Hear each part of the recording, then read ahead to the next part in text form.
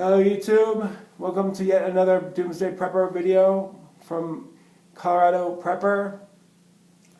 I'd like to introduce this video with something that I saw related in a Doomsday Prepper video years ago. Now, this prepper had recently been the subject of a mental health certification and he could no longer legally keep a gun. He felt he had to give up prepping altogether because he couldn't arm himself with firearms. Anyone who's been subject of a mental health certification cannot legally own a gun in this country, nor can anybody who has been convicted of a felony. Together that accounts for a whole super lot of people, including me.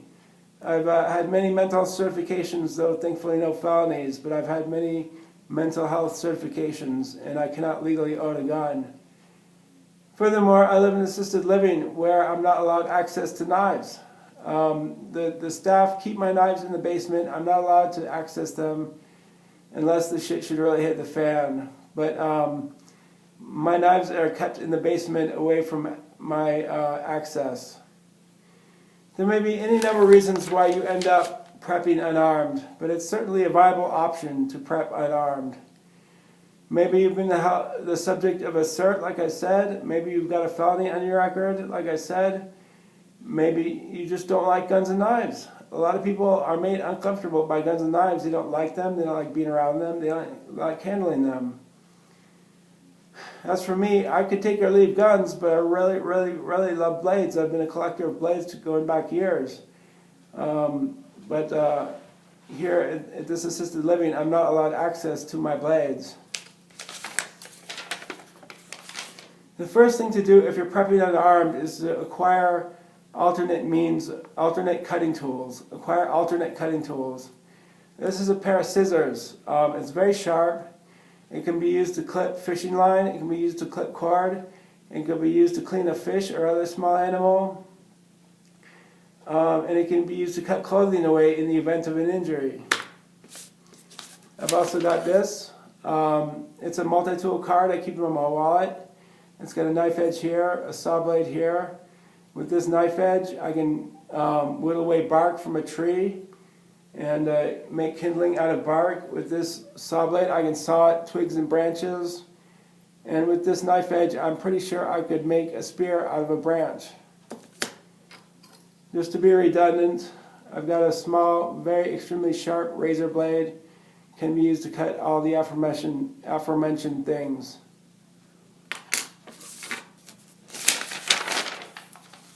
Some more advice. Learn a martial art. Learn how to fight with your hands and your feet. Learn how to have effective self-defense using your hands and your feet if you're not going to arm yourself and use weaponry.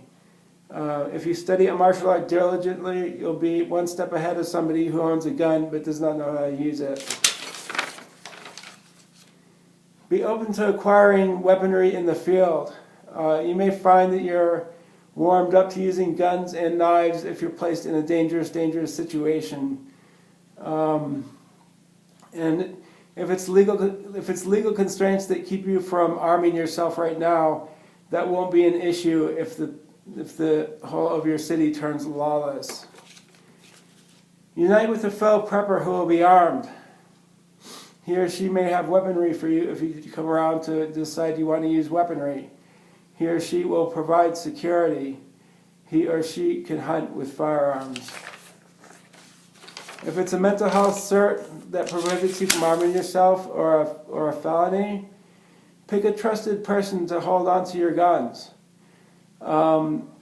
Ideally, it would be someone who does not live in the same household as you, so you will not be near the guns all the time. But pick someone you can trust, who will give you access to your guns once the shit really hits the fan. Other than that, go on prepping the way you would if weapons weren't an issue. Keep getting food and first aid and supplies and gear and things like that. And just go on prepping with the other stuff besides weaponry. And I'll end this video with a question: isn't it dangerous to be in the apocalypse unarmed? And the answer is, the apocalypse is dangerous for everybody.